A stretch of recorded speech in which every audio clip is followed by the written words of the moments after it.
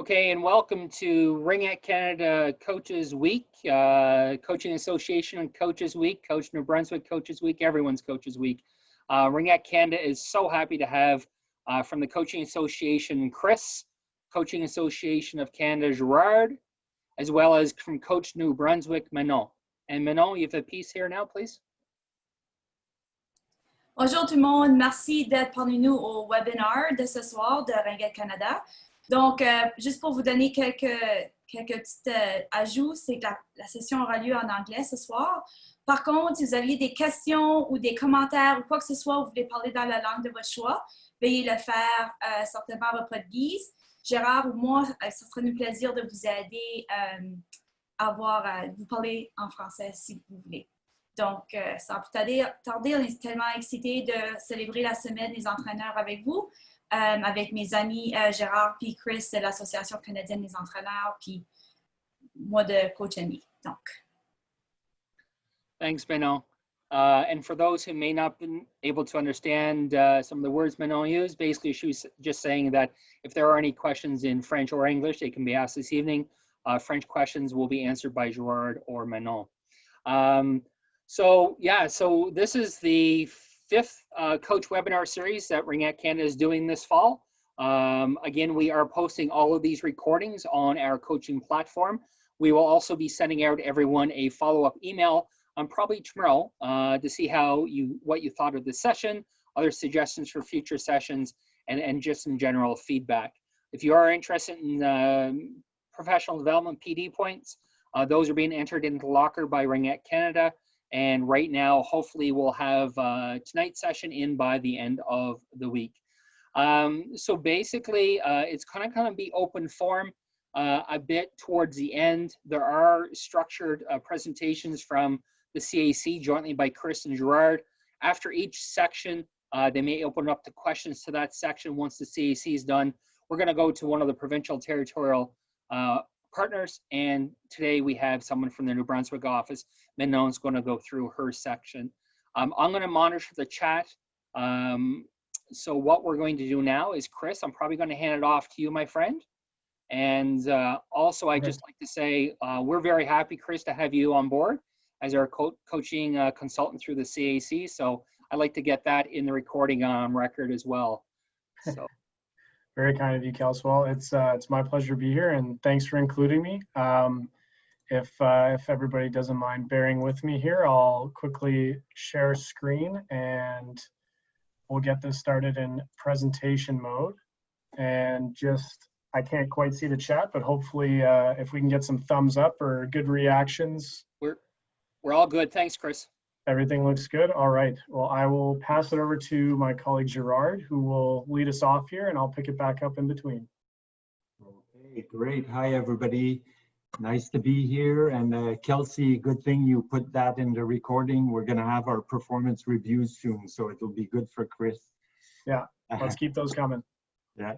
So let's move along. So Chris, you can switch to the next slide. So responsible coaching movement. There's 3 different pieces to this. And this, we could talk for hours around this. So I'm really gonna do a 40,000 feet overview. So there is the rule of 2, and we're gonna talk about it a little more in detail lower down. Then we have background screening and ethics training. So really, the goal is to create a healthy and safe sport environment. And it'll be good for everybody, for the participants, for the coaches, and for the organizations. So we can move on. So what's important to know through all of this is that there is like some liability issues. And even if you take care of your household, like the NSO, their coaches are good and everything's fine, their staff, they meet all the requirements and everybody behaves, everything's great. But if a PSO or anybody else below that acts inappropriately, well, you could, as an NSO, be liable. And it's the same as we trickle down. So it's everybody's responsibility make sure we have a safe environment for everybody. And we move on to the next slide.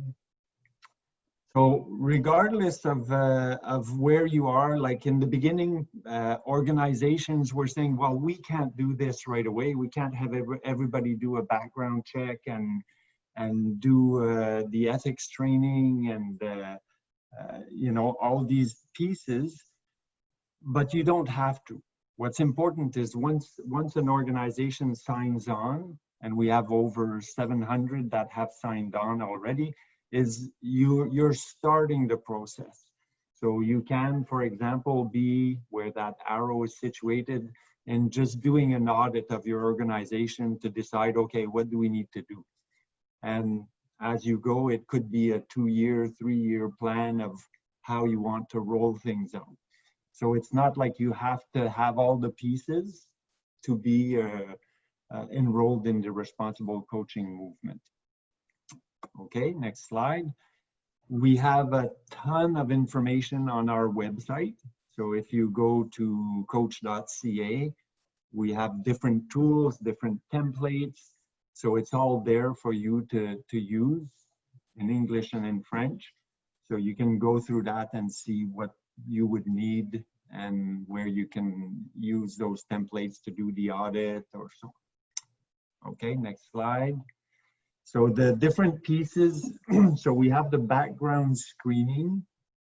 So screening can be different according to a coach or a staff's role. So you may not be in contact with any junior athletes, so the screening process doesn't need to be as stringent. But if you are working with junior athletes and you're with them on a regular basis, then it may be a little more comprehensive. So, you know, we kind of have to look at what your position is going to be in the organization. Those that are at high risk, like I said, working with minors, working with athletes with a disability, etc. So those are different areas to watch out for. So you have to be a little more careful for that. And okay, let's move on. So there is the background screening matrix. So you, again, you have an idea here of maybe different types of positions you have in your organization that may require different type of background screening. And background screening is not only the police check, but it's also reference checks when you're hiring people or hiring a coach. So you have to do your due diligence to make sure everything is good and you're hiring the right people. So you have your local police station, vulnerable sector checks, the criminal record checks, etc. And CAC, we do have an agreement with Sterling Talent Solutions. So we have a good deal, a good price on checks. So you can verify with that. I know in some provinces, you may have a better deal, and in some occasions, some NSOs, it's actually free. So it depends on where you are in your organization. Okay, next, rule of 2. So that's the second part. You had the background screening, now we have the rule of 2. So in the rule of 2, what's important here is to not be alone with an underage athlete or a vulnerable athlete. So we want to make sure we have another person there. So if you look at the little diagram that's there, you're going to see that the gold standard, so up on the highest step, is having 2 certified or trained coaches with 1 junior athlete. So example,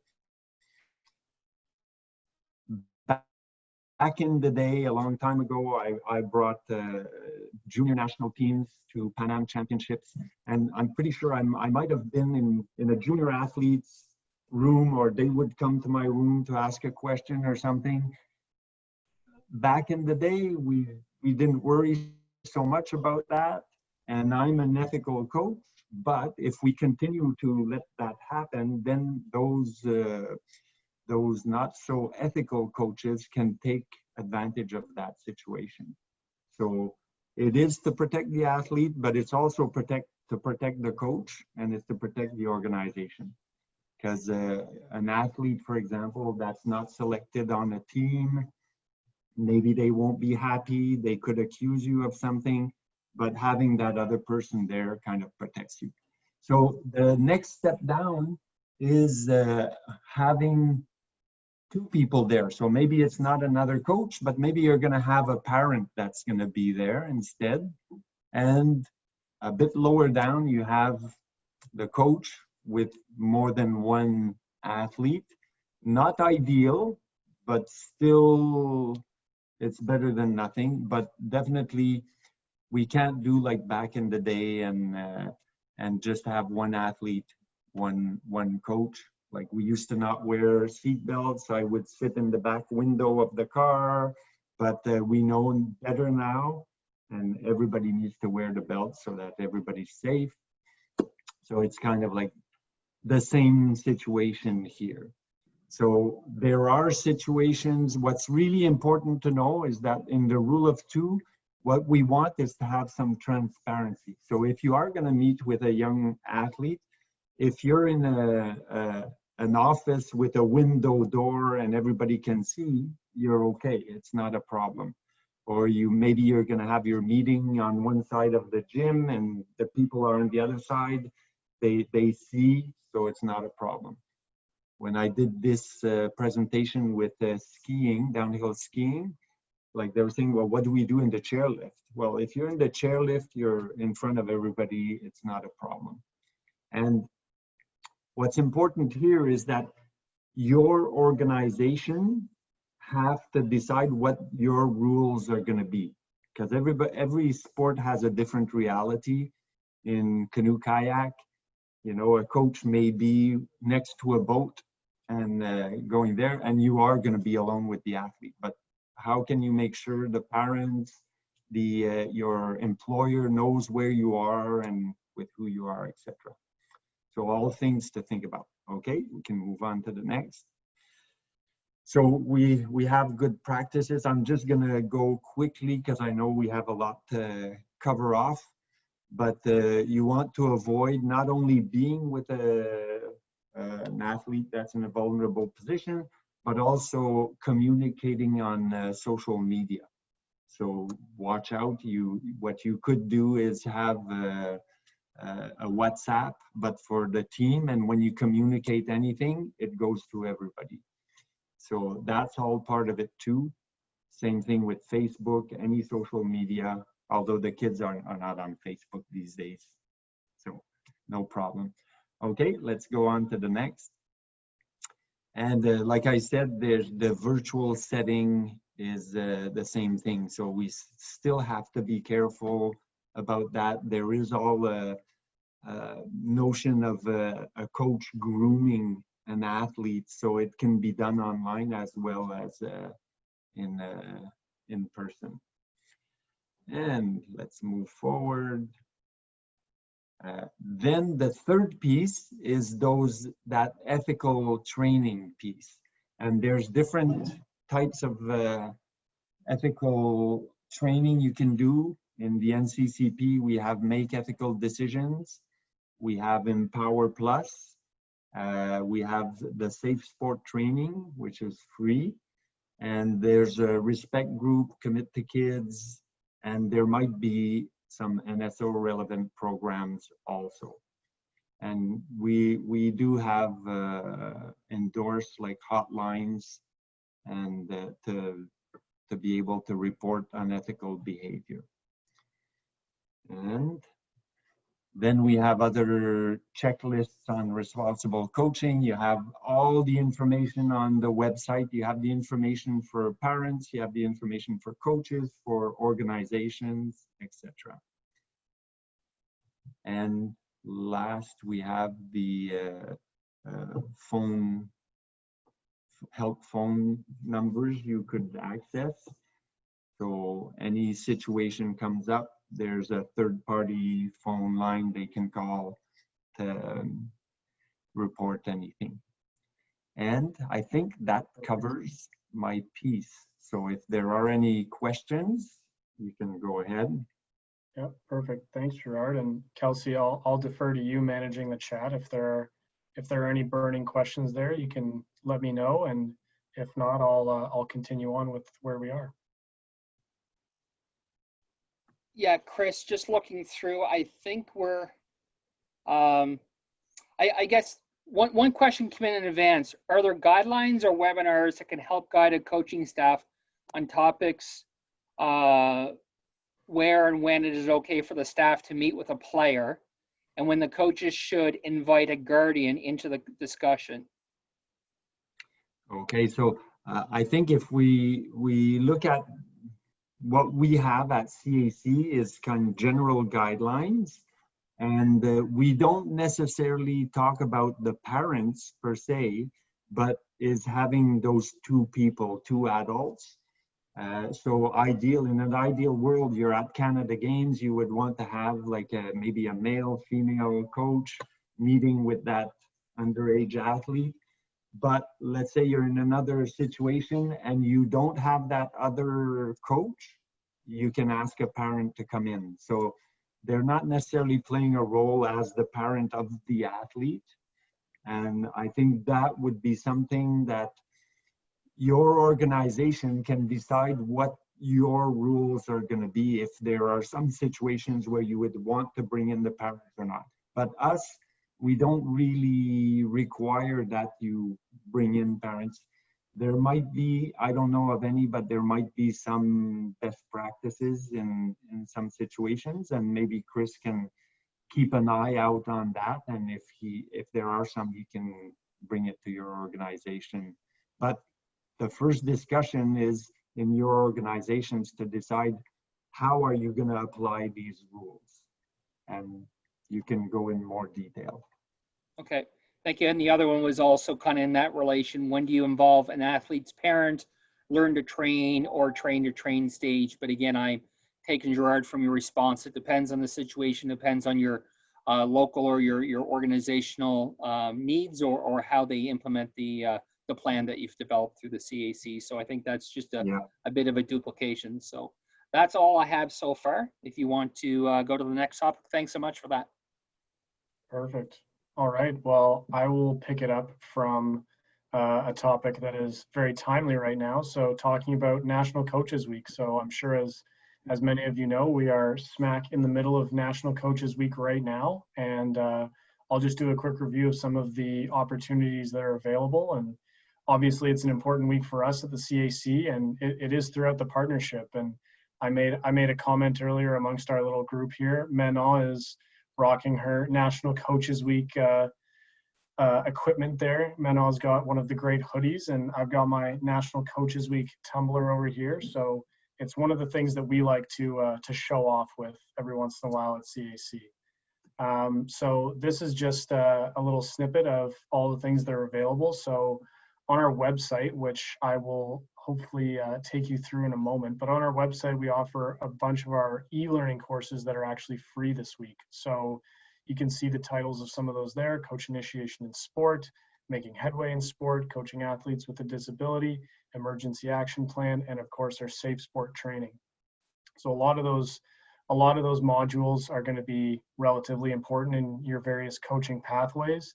And even if they're not involved in your pathway specifically, they're going to be extremely valuable. And this week is a real opportunity to get ahead and take some of those modules while they're free. And we all like free stuff. Who's kidding? So this is the official dates of National Coaches Week. And as you can see, we've got our two hashtags there in both official languages. So thanks, Coach, and merci, Coach. So we're asking that whenever you're sharing a post of appreciation, whether it's on your preferred social media platform, and Gerard already identified kids aren't really on Facebook too much anymore these days, so it's more of the Twitter crowd, the TikTok crowd, things of that nature. So that's where we really like to see those hashtags pop up, and it gives us a great indication of the kind of impact that we're having with these campaigns and expressing gratitude to all the great coaches out there. So if you can share those hashtags, please, by all means. Specifically, we wanted to highlight coach initiation in sports. Our newest sponsor, Decathlon, has been really great in giving us the option of offering it for free this week. And I'm actually going to quickly try and navigate over to our National Coaches Week page here. So I'm just quickly going to pop out of our slideshow, and I'll show you where you can find a little bit more information on some of this stuff. So if you were to go onto our webpage, this is our homepage here. And if you went, well, you can click right on the main title advertisements that we have here. That's one way to find it, certainly. And under Build Your Coaching Pathway, or rather, sorry, you can go to, I'll back out of it here, Coaching Resources, Events and Awards, and National Coaches Week. So there's all kinds of different options for you to access here, but really what we're trying to do is drive up the attention to National Coaches Week. And we really just want to see as many options as possible of people saying, thanks, coach, and merci, coach. So that's been a really important campaign for us. I will quickly pop back to my presentation here.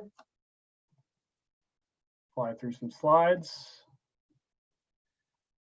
And I'll move, if there's any questions on National Coaches Week, I can come back to those in a minute, but just to quickly touch on another important element here. So our maintenance of certification, lifelong learning, all of that being wrapped into professional development as a whole. So this is just a very quick overview of that. And then Gerard will be able to give you more of a hands-on approach of what that looks like. But we really define these three terms, so lifelong learning, professional development, and maintenance of training and certification.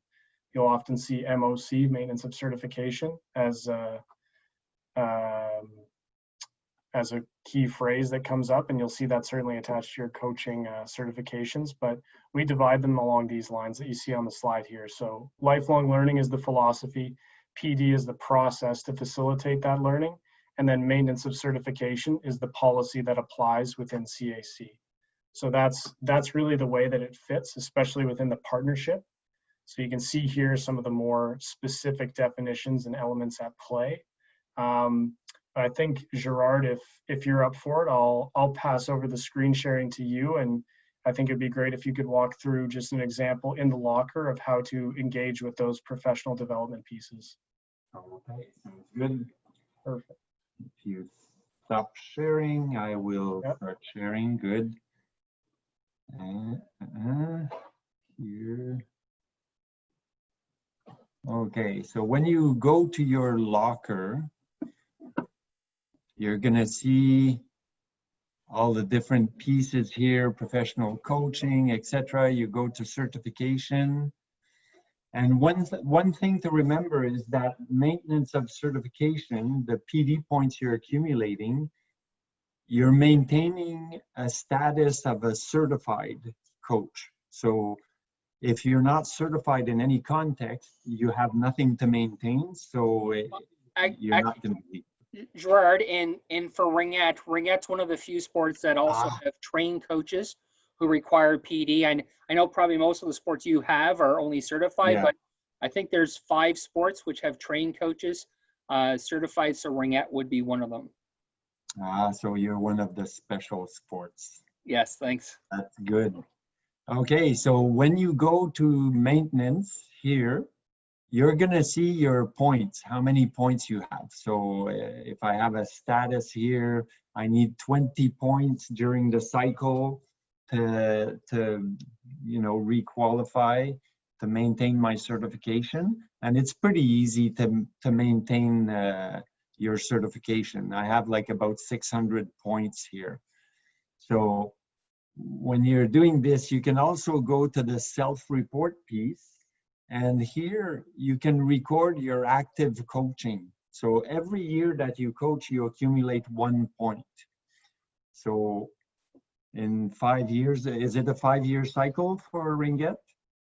Correct. Okay. So you have 5 points you can accumulate during your 5-year cycle. And then you also have the record professional development.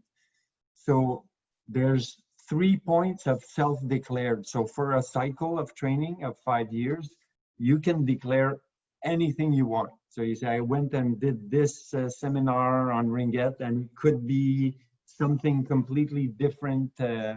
I did the first aid training. It could be anything. So you can get 3 points out of that. It could be, I read this book, and so on. So that's, you have 8 points right off the bat just there.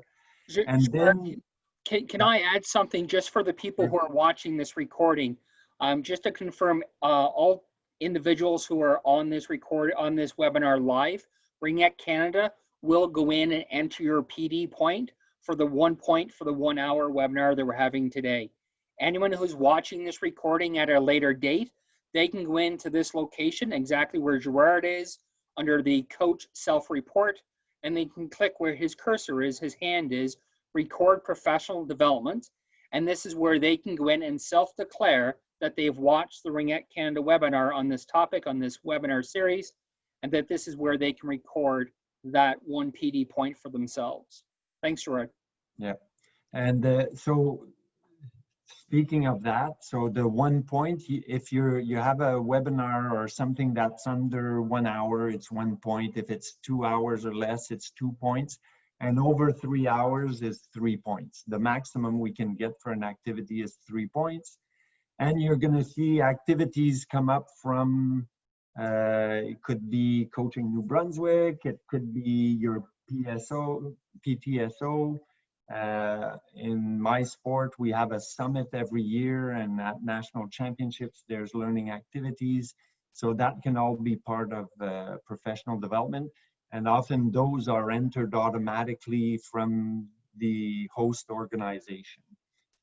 And you can, as ask your PSO if they're doing activities to have it recognized by Ringette Canada and enter those events. So it's Ringette Canada that kind of decides which events fit in there and can accumulate points. And I think that pretty much goes around the maintenance of certification and how you accumulate points. Any questions on that piece? I think, Gerard, that there's a couple of pieces that usually come in to me because my email is the generic one on the Ringette Canada coaching site. And my apologies, I didn't introduce myself. My name is Kelsey McIntosh. I'm the technical director of Ringette Canada. 2 years ago tomorrow, I think, or the next day was my first day. So a lot of the questions come in to me. The provincial offices are very well equipped to answer any and all of your questions. They've been schooled in the locker. If there's anything missing in your locker under the active coaching or self-reporting, you can do yourself. If you're missing something for your soccer organization, do not contact your provincial Ringette office because they cannot help you with soccer. You would have to go to the soccer organization that did it. There's also some professional development which is being tracked in the locker now. For instance, Respect in Sport Group, Respect in Sport for Activity Leader. That is reporting in the locker only if you as an individual in your Respect Group profile give access for the Respect Group to upload that information into the locker. So it's all about permissions. Who has permission to enter your PD in the locker? Active coaching and coach self-directed is yourself. Everything else must come through an organization, whoever you did the training or the education for. If you're not sure, go to that organization. If you just don't know who to ask, please contact your coach. Your provincial coaching office could help, which is Manon is one of the offices in the country. Also, your territorial office as well for some friends up north. You also have your provincial Ringette organization, and then also the Coaching Association in Canada are great to help. Their email is simply coach@coach.ca. Yeah, and maybe to complete that, any NCCP module is 5 points. So if you go do making headway in sport, you get 5 points there. So with National Coaching Week happening, there's lots of free stuff with points. So if you need points, now's the time to do it. And you could actually just, if you don't have all the points, you could just do a reevaluation.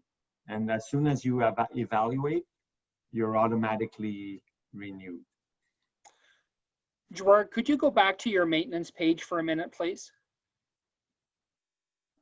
If you can scroll down to maybe, yeah, your non-NCCP. Yeah, that would be great. So if you look at Gerard's top of his screen there, the non-NCCP multi-sport, the maximum is 10. A lot of people will just keep counting the numbers 3, 3, 3, 3, 3, 1, 1, 3. That actually adds up to more than 10, but there's a maximum of 10. There are some areas which have a maximum, or if you go to the next section, non-NCCP, sport specific, there's no limit. So this is really important to go to see where it is and to see if you have limits. Also, Gerard, if you can go up towards the top, I'm going to look at your total number. As we know from looking at Gerard's, we can do our math. He definitely has more than 20. The locker will max out at 20. Gerard expires in January of 2022. He started right where his cursor is in January of 2017. He had 5 years to collect his 20 points. He is set to expire January 2022. Because he has all of his points, he will not expire. But not until January 1st, 2023, will his dates automatically flip over. And no, he cannot keep his additional 100 points for next cycle. Your cycle is your cycle, so these do not carry over. That's also a question, Gerard, everyone asks.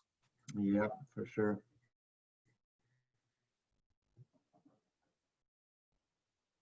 So, any other questions before I stop sharing? I think the chat is okay so far. Okay, good. Oh, sorry. We do have one question. Well, yeah. If a coach expires, do they need to start all the training over again? That's a very good question from Yes. Shelly's iPad. So good question. No, they don't have to redo everything. So they could redo the evaluation. That would automatically set them off. But they just become inactive. I can't remember the term, not renewed. So they're not renewed. And then as soon as they get the points, boom, they're going to be renewed. So you don't have to redo everything.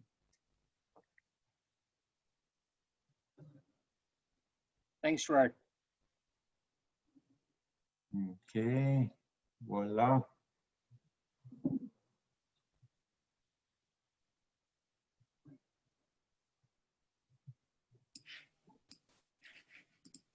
All right, my turn, guys.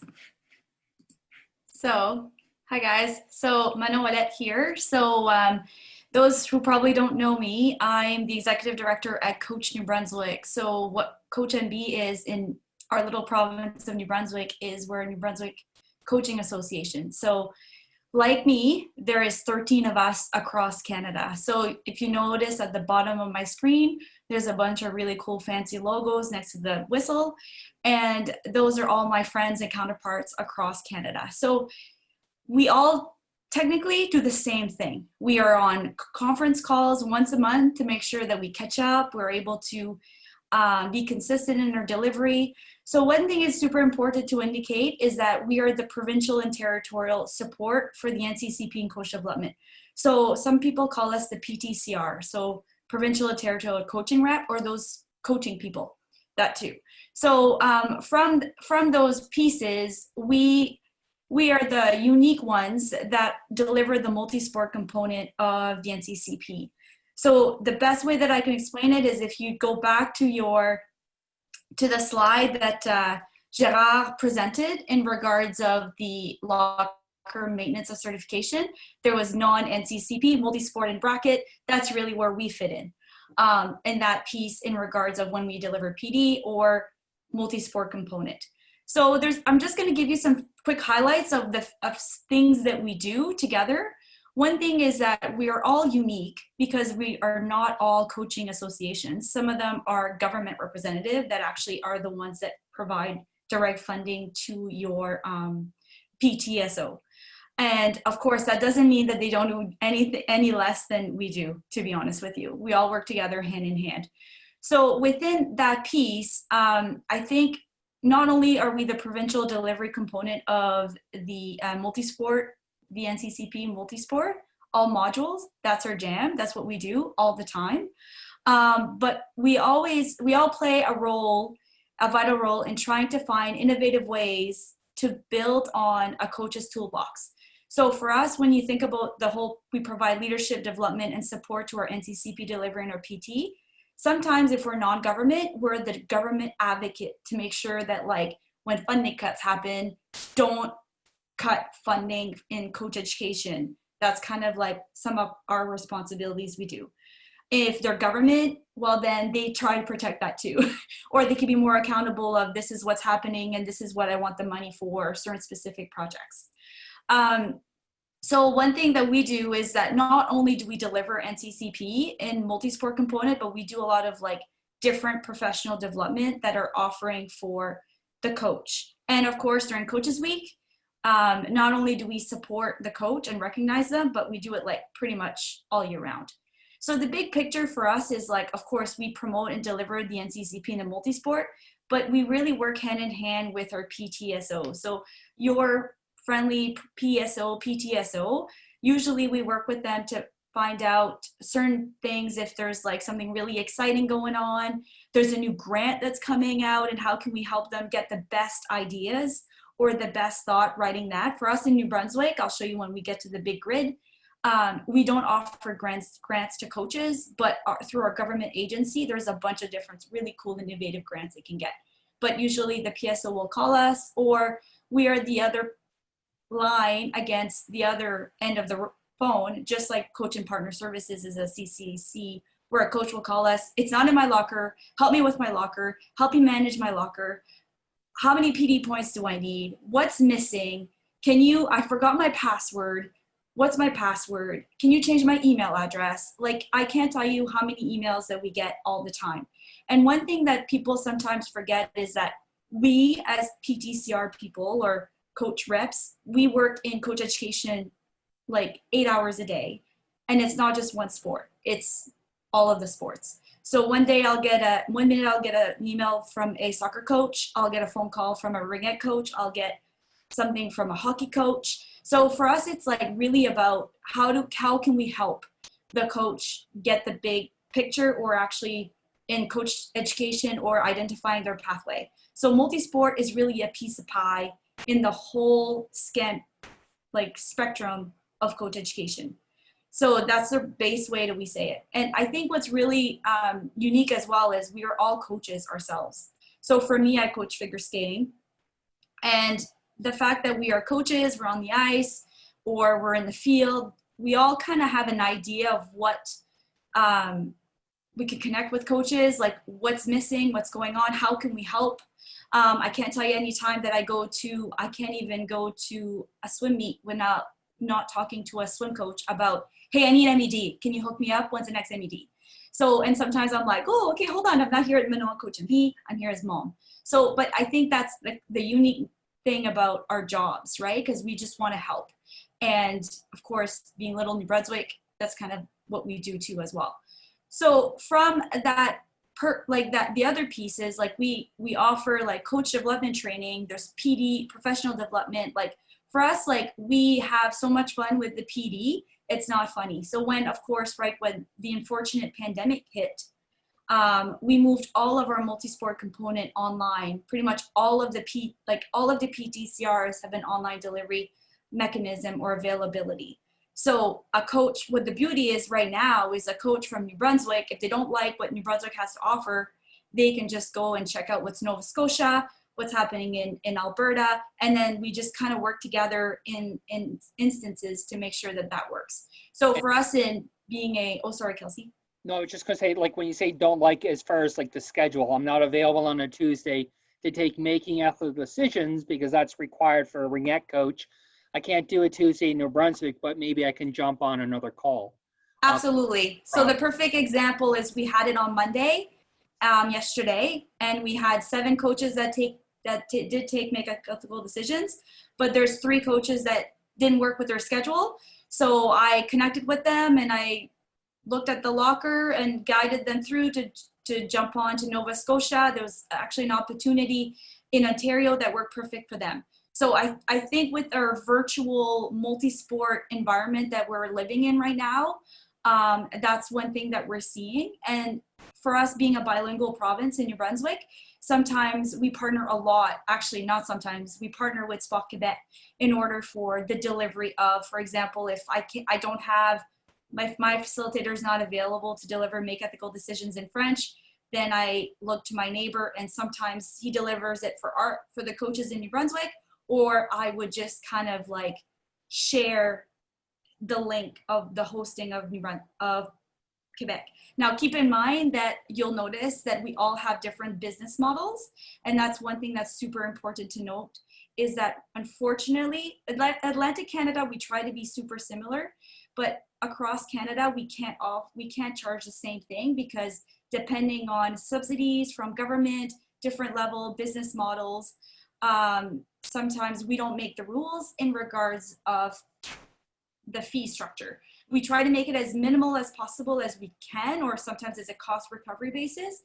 But I think that's a challenge that I feel that, of course, coaches are facing, and I'm hearing it from our PSOs, is that if they go to Quebec, it's more expensive. But unfortunately, that's their business model. So we're working on those challenges to try to, I guess, be innovative in as best as we can.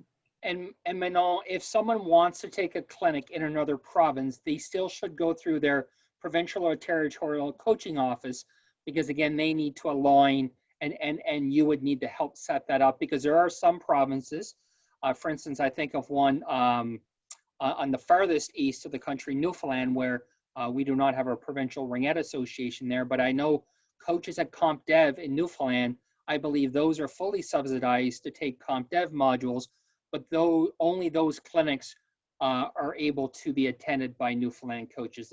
But again, there's some unique things out there. So again, I believe my understanding is, Manon, as a national sport organization, is if a coach wants to take a clinic in another province, they first should go to their provincial office to help facilitate that for them. Absolutely, because for example, Nova Scotia just hosted a bunch of free courses, and because there are, of course, New Brunswick coaches are not Nova Scotia's, so they had to get special permission to do so, and there was the fee for them to attend. So absolutely, we work in partnership, and of course, there's always the home study option, where that's where a coach is so busy, doesn't have the time, the schedule doesn't allow, and then basically to do all of the work at their own pace with access to a facilitator. So there's so many options that are available for the coach as we're not doing in-person delivery. And one thing that's really important to note is when we started this whole, we've all been delivering webinars and professional development opportunities for the past, I would say, I've been lucky that I've been working with Coach MB for over 14 years, and we've always done like webinars or in-person PD along those lines. But when this pandemic hit, like our wonderful opportunity is that the webinars were available throughout Canada. So there was one evening where we actually held a PD in New Brunswick, and we had 120 coaches showed up and through Zoom, and it was across Canada, which was super cool. So there's so many really cool, unique things that are happening during Coaches Week, because I think, and of course, one big thing is need to be conscious of as a PTCR is the Zoom fatigue and the over PDing that we're doing for the coaches. So one thing that we find that we're unique is being our coaches ourselves. Sometimes we're able to go and ask the coach, what are we missing? What are we doing too much of? And instead of like sending all of these wonderful surveys that probably people are over surveyed, sometimes it's asking or pick up the phone or doing a quick chat with your buddies, your co-coaches at the rink or at the field of play of the soccer. Those at sports have started to ask a lot of their feedback in regards of what's the next step. So during Coaches Week, you'll notice there's so much happening across Canada. It's amazing. So you could basically be on Zooming from like, I don't know, the early of the mornings to like wherever you want to go to the middle of the evenings. Like there's so much opportunities. So Manon, based on the 13 provincial and territorial offices, and you all do different things, I think you have a chart that kind of, it might be a bit small to see, but I think you have a chart that kind of shows what everyone does.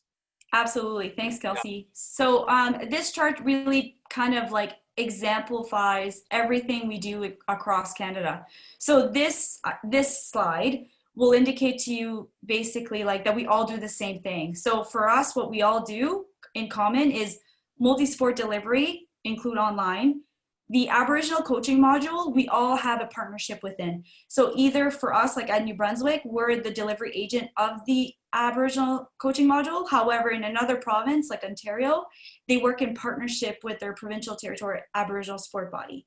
So we have a check mark there because we're all working in partnership in regards of making sure the delivery is at the up standard with our partners in the provincial territory Aboriginal sport bodies. So what are some of the differences, Manon, between some of the different provincial offices? So in regards, do you mean like for us as PTCRs, or are you talking about from like the Aboriginal sport bodies? No, from the PTs, I think it's your next slide shows some of the differences between the different. Yes, I can gladly go to the next slide. So the next slide for us, like you'll notice there are some check marks here and there, right? So for example, if you notice like the first line would be NCCP hosting courses grant. So if I can put Coach NB on the spot, our organization does not offer hosting courses grant. However, the government of New Brunswick, through their program, give funds to the TSOs in order to deliver coach education. And if they want leadership fund, there's a bilateral they can dip into. So that's a perfect option that I'll have a PSO or a community club that'll actually call me and being like, I'm looking for a grant for women in sport or women in coaching or Aboriginal development, or I want to host this workshop and I have a bunch of coaches, but the cost is this. Can you help me? And then we were like, yes, I'll help you. So like for the ones that have check mark are the ones where our PTCR has direct granting available, if that makes sense. The ones that don't have check mark, they either don't do it or they can help you do it, if that makes sense. I'm not saying it's not available. And Manon, when you say PTCR, you're meaning Provincial Ontario Coach Office, the logo's at the bottom of your screen. And when you say PSO, that's a provincial sport organization like Ringette Alberta, Ringette Nova Scotia, Ringette New Brunswick, what have you. So absolutely. I know you and I live this every day. Most of the coaches online may know what it is, but just in case there's that odd coach who doesn't, or also anyone who's listening to the recording, just some of those terms sometimes are helpful. Absolutely, because I feel like, thanks Kelsey, like sometimes we're so in the conversation and then we assume that everybody kind of knows what we're talking about, but sometimes you're like, you forget that if they don't live your world that you live every day, that can be super fast paced, then you're like, okay, whoa. So I think there's a few things too that I just kind of want to basically pop out. So when you talk about, there's a line too, like the coaches bursaries for NCCP courses, that could be grants as well. So it depends how it could be talked to or kind of like framed in your province. The mentorship program grants, some of us offer grants for mentorship. So that's a huge cool option to highlight, and the coach themselves can just contact us at our coach rep office.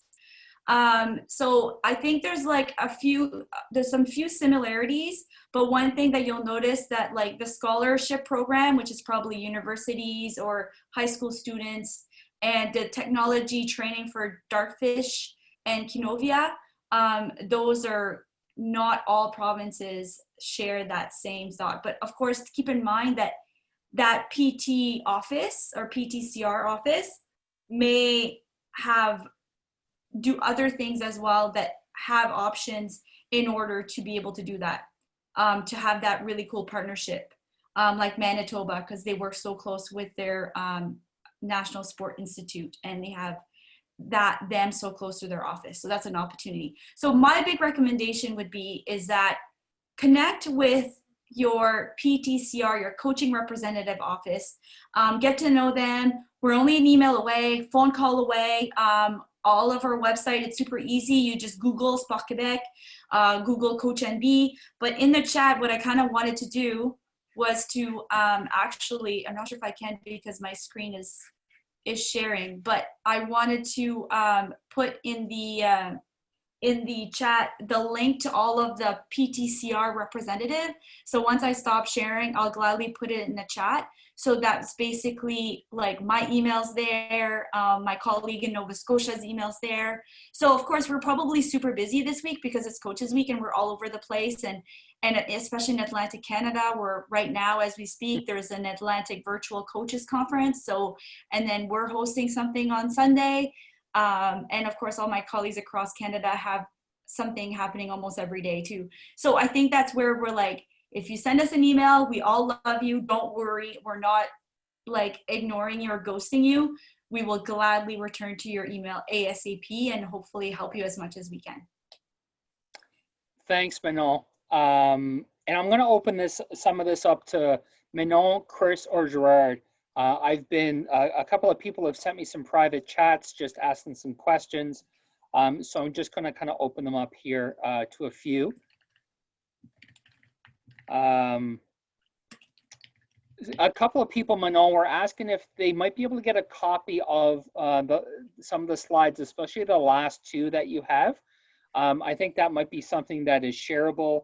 We might be able to follow up in our follow-up email that we'll be sending tomorrow. We might be able to send a link to that with your permission and with the CAC. So both of you can just reach out to me and let me know if that's possible. Absolutely. Someone asked what the benefit of Ringette asking coaches to get certified versus just trained.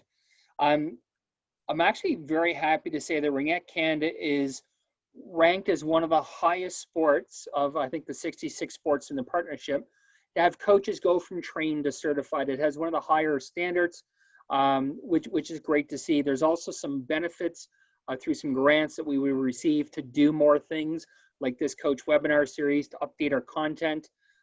So that's something that I work closely with Chris on, but it's very important, and we're actually very well received through all sports. I know when I worked for another national sport organization for the 8.5 years before this, I was always connected with Natalie, who was in that position, always saying, you know, how do you get it so everyone, you know, up to that certification level? So it's really applaud the provincial offices, the local associations, especially you, the coach, for doing that.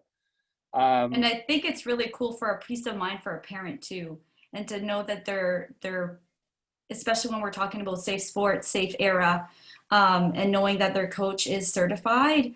And I think it's a really good conversation building with parents that go from multi-sport environment. I think that's kind of like, I applaud Ringette on that piece for sure. And as Gerard said, every athlete deserves a certified coach. Yeah, I would agree for sure. And Manon, thank you so much. In the link in the chat is a link to the info. There's been two other questions I don't think have been asked yet. Probably a question for the CAC. In the maintenance and certification, you showed multi-sport and you showed sport specific. What's the difference? And what's the most important NCCP sessions or modules for a coach to take in the multi-sport world? So what's the difference between sport specific and multi-sport? And what's probably some of the most important for a new coach to take? Okay, so maybe I can address that and Chris can chime in. Probably the cornerstone of the NCCP is the Make Ethical Decisions workshop. Like, it's the standard, like everybody needs to do it to be certified at one point. There are so many workshops. Like, the difference between sport specific and multi-sport is that the sport specific workshops are the ones that the Ringette Canada are developing specific to your sport. So often they're very technical and more sport oriented.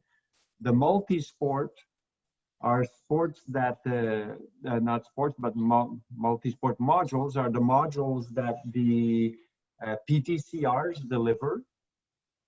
And often they're in a pathway that sports have for their coaches. So for example, some sports are gonna say, go make ethical decisions with Coach New Brunswick and do plan of practice and teaching and learning and then go to Ringette, New Brunswick, and do your Ringette workshop. I don't know what the levels are in Ringette.